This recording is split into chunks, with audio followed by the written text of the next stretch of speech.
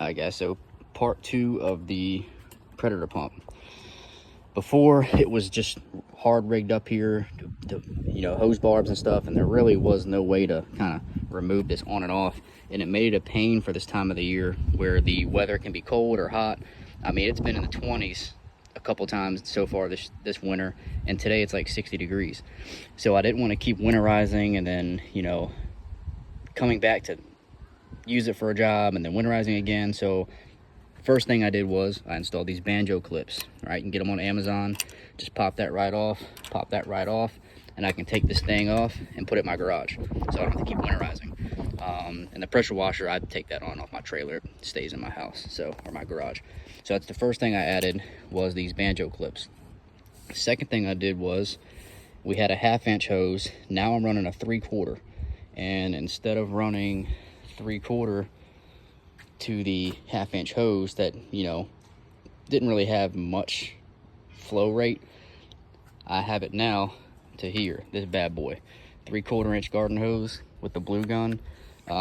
This thing will shoot easily 8-9 gallons a minute from this tank. It will drain this whole 100-gallon tank in a matter of 10-15 minutes. So what we do is get the garden hose from the house, if we're using this, get the garden hose from the house and just leave it running in here, and then that way we never run out of water supply. So we'll get this fired up and I can show you how much flow rate we're getting now as opposed to before. So that's pretty much all I've done extra, was ran 3/4 instead of 1/2-inch, straight to a garden hose, blue gun, and then Banjo clips. That's it. That's all you need. So quick part list you need the 1-inch female Banjo to go onto here, and that's your outlet. And then for here you need another 1-inch Banjo, unless you have like a little piece like this like I got. But yeah, so you need 2 females to go on here, and then you need your male hose barbs, which are right here. Don't want to take this one off. Well, this one might be all right, so here, we'll do this. So see how easy it is to go on and off with that? So this is the 1-inch hose. This is what you want to suck water from. So it just goes back in there, closes right up, no leaks. Now if I take this one off, water is going to go everywhere. So, but yep, that's it. 3/4-inch barb, and let's get her fired up. Get the water on here.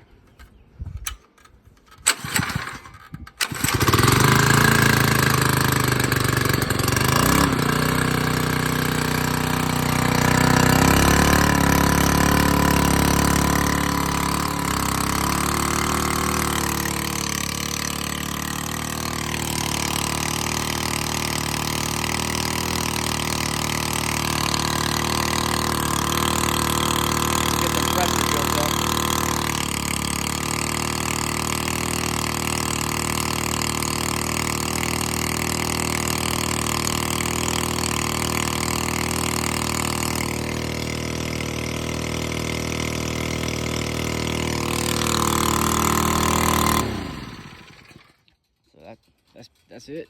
Now this thing, it didn't get the pressure built up just yet because I just filled the tank, but it'll shoot 50-60 feet easily, like no problem. So yeah, I hope this video helps, and if you got any questions in the comments, I can tell you exactly what pieces are needed. So